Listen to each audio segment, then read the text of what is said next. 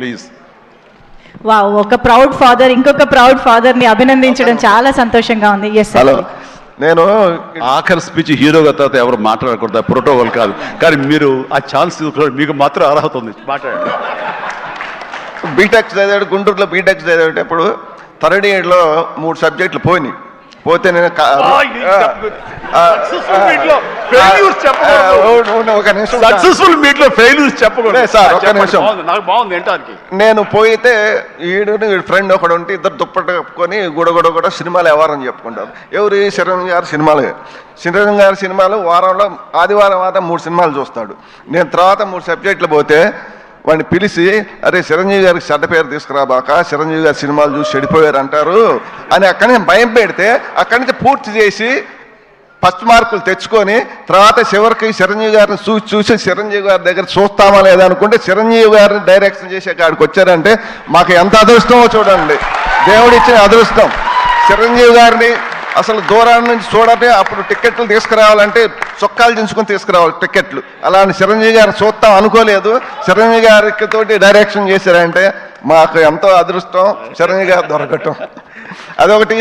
మేము లాస్ట్ షెడ్యూల్లో Kerala, first schedule Kerala shooting చేస్తుంటే అంతమంది జనంలో నన్ను పిలిచి చిరంజీవి గారు భోజనాన్ని తీసుకెళ్ళి ఆయన చేతుల మీద భోజనం పెట్టాడు. అప్పుడు షూటింగ్ నేను పోతా సినిమా ఎట్లా వస్తుంది నేను అడిగాడు.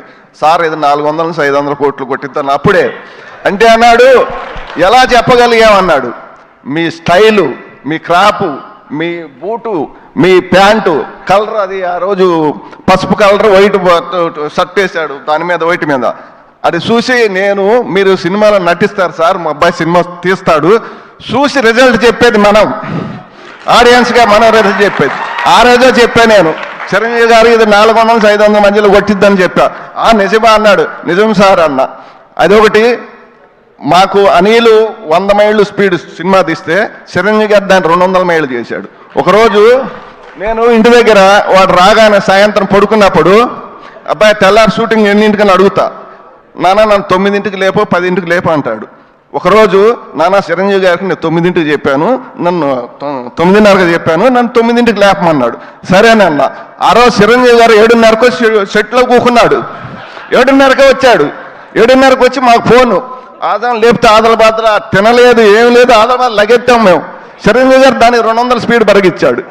అంతే, 200 స్పీడ్ బడిగిచ్చాడు సినిమా. మన వెంకటేష్ బాబు గారు అంతా బాగా ఇద్దరు. ఆ రోజు మన అక్కినేని నాగేశ్వరరావు, ఎన్టీ రామారావు కలిసి చేసేది ఎలా ఉందో వీళ్ళిద్దరు కలిసి చేస్తే అలా ఉంది సినిమా. ఇద్దరు అంత బాగా చేశారు. చిరంజీవి గారికి రుణపడి ఉంటాం మేమంతా. థ్యాంక్ యూ అందరికి. Super sir. సో ఈ సినిమా రికార్డులని మొట్టమొదటిగా డిసైడ్ చేసిన అభిమానిగా ఈరోజు మీ మాటలు చాలా చాలా ఆనందాన్ని ఇచ్చాయి. Thank you so much sir. Hearty congratulations మీకు కూడా.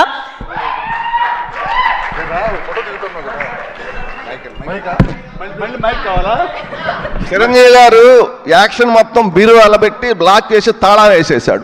మా నీళ్ళు వచ్చి బీరువా తాళం పగలగొట్టి మొత్తం బయటకు పంచి పారేసాడు.